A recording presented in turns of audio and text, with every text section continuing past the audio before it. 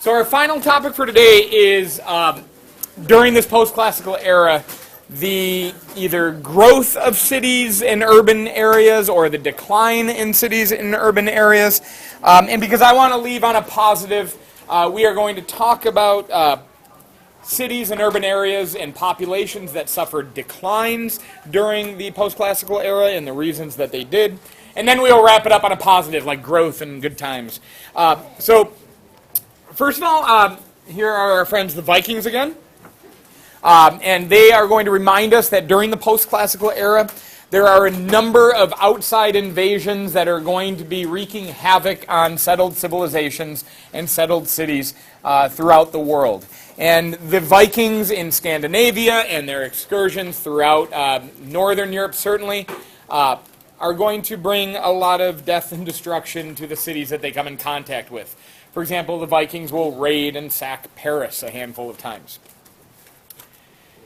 We are going to remember, this comes to an end, I'll talk about when it comes to an end in a second. We remember that the Crusades were these religious wars that were directed at the Holy Land, the Christian Holy Lands in the Middle East, aiming to conquer Jerusalem from Muslim control. But in the Fourth Crusade, Crusaders turned their weapons onto the city of Constantinople. Crusaders turned on Constantinople and would breach those walls and cause much death and destruction in the city of Constantinople. And then probably the biggest cause for the decline in great cities during the post-classical era would be the Mongol expansion. And here again are a couple drawings of the Mongols attacking the walls of the city of Baghdad. Baghdad was the capital of what caliphate? The Abbasid Caliphate, yeah. So Baghdad's capital of the Abbasid Caliphate in the 13th century, I believe it's 1258. The Mongols will conquer Baghdad. Baghdad resists. The Mongols get in. And I like this picture here because we have a picture of what looks like a trebuchet of sorts. Siege warcraft. This is a weapon that can breach the walls of these great cities. And the Mongols use that throughout their conquests. Not just the city of Baghdad, but also Kiev and many, many others. So outside invasions will lead to many cities suffering from collapse or certainly population decline. We also have to deal with disease during this era, and this is where we want to remember the Black Plague. There are a few seminal events in the history of the world that we are going to want to have in the back of our minds, not only what the event was, but when it occurred. Because that's going to really help us out in creating a timeline and help us out with big continuities and big changes, especially over time. So, for example, if you can remember for Western Europe that the Black Plague hit in the 14th century, in the mid-1300s, and wiped out possibly half of the Western European population. That is a dramatic change that is going to be brought to Western Europe. So the Black Death, beginning in the early 1300s in East Asia, making its way across the world, thanks in large part to the Mongols connecting the world, will lead to the decimation of European populations and Asian populations as well. And here's where I take a brief note to mention the word decimate, to decimate. We use the word to decimate when we want to talk about like a sports team annihilating another team, right? They were decimated. They were utterly destroyed. But in reality, decimate, it's a Latin word. To decimate means to certainly kill some people, but how many? 9 out of 10. 1 out of 10, actually. DECI, deci, is a tenth. Just like a decimeter is a tenth of a meter, right? So to decimate is to kill 1 out of every 10 of a population. So these cities and then the Black Plague that struck them did far more than decimate. In some cases, entire villages would be wiped out. There would be a decline in agricultural productivity during parts of the post-classical era. And this is in large part due to some changing climatic trends. One in particular known as the Little Ice Age. Sounds cute, doesn't it? Now we know the Ice Age the big ice age that everybody talks about, like when Michigan was born out of the movement of glaciers, right? Creating the Great Lakes and stuff. Or it was Paul Bunyan and his ox. One of those two things happened. One of those two things happened. The Little Ice Age, we can see, is going to be ushering in right around the mid-1300s and then lasting for a few hundred years beyond that. So if we're talking early to mid-1300s, certainly by we have 1,000, 11, 12, 13. By 1300, temperatures are going to be on the decline throughout the world and certainly in Western Europe. So the Little Ice Age are generally increasingly colder temperatures, bringing longer winters, and so shorter growing seasons to the world. And this will decrease agricultural production. So just the opposite, when we have more agricultural production, you're going to see populations on the rise. When we have decreased agricultural production, you're going to see populations in decline.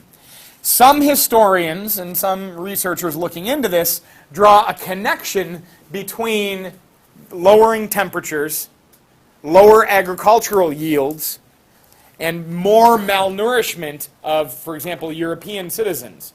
And in the mid-1300s, that malnourishment could make a disease like the bubonic plague that has existed long before. But it could make the spread of that plague far more dangerous and far more deadly to the people that would come in contact with it. There's a lot of debate on these things, but there is at least a time-wise connection between the beginning of the Little Ice Age and the Black Death. For those of you that are really interested in modern political debates, you know that Barack Obama last week was in France, right? And there was some major discussions between the nations of the world with regard to how to solve the problem of global climatic change, like rising temperatures around the world.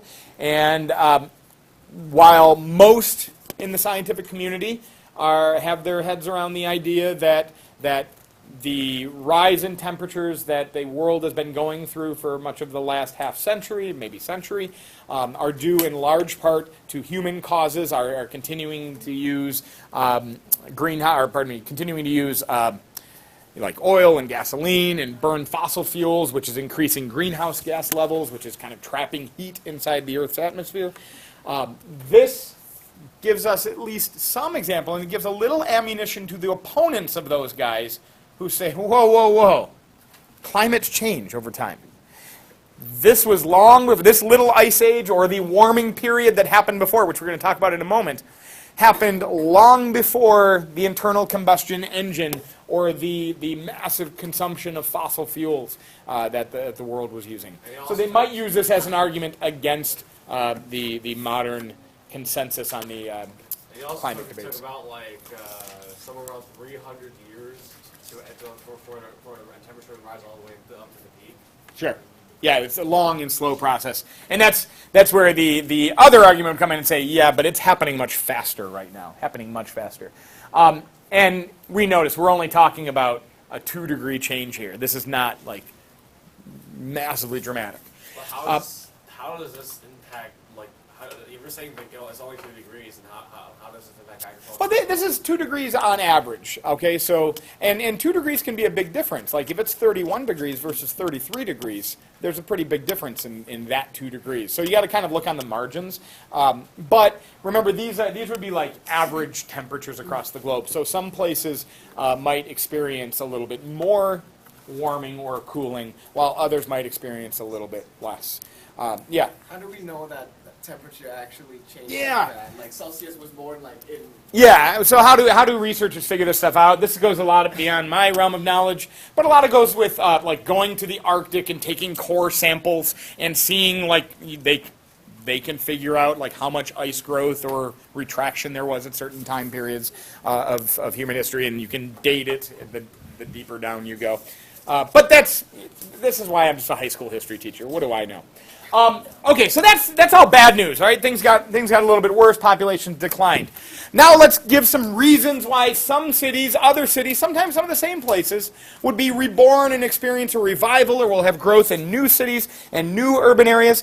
Well, if we've got a lot of invasions that are happening, that are sacking these cities, those invasions must at some point come to an end. Like, we don't deal with the Vikings today. So those invasions have to come to an end at some point. And that will be the case. So, for example, those Viking raids that were wreaking havoc on northern European cities, they would come to an end largely around the year 1000, when Christianity is going to make its way all the way north into Scandinavia. And so we can look here at some Vikings who are taking a look at some Christian missionaries and monks making their way into their community. And so northern European Scandinavian Vikings are going to become Christian. And Christianity imparts some different rules about, like, not stealing, right? And not murdering, right?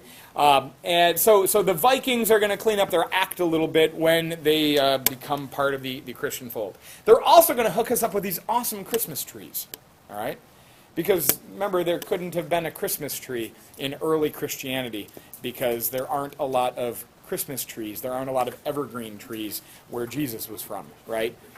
Jesus' family did not put up a Christmas tree when Jesus was being born because they didn't exist in that area. But once you're getting up to the Vikings, they got all kinds of Christmas trees. So we're gonna bring those two ideas together. So thank you, Vikings, for that. Also, Pax Mongolica.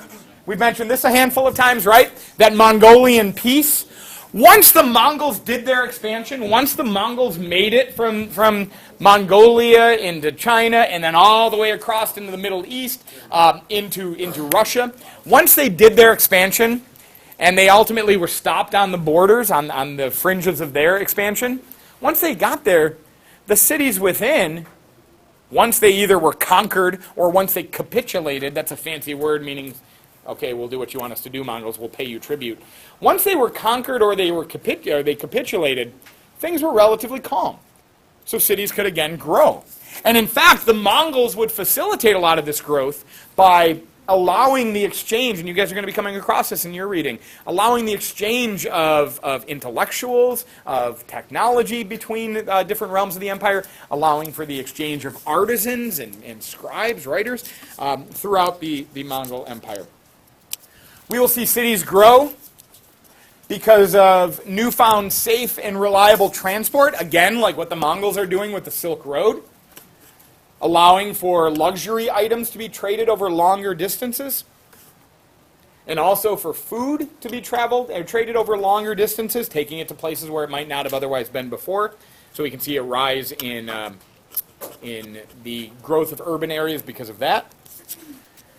Just like those cooler temperatures during the very late Middle Ages, just like those cooler temperatures could have an impact on agricultural production, in the what we call the High Middle Ages, all right, roughly after the year 1000 to about the year 1300, we go through a pretty dramatic warming period, global warming.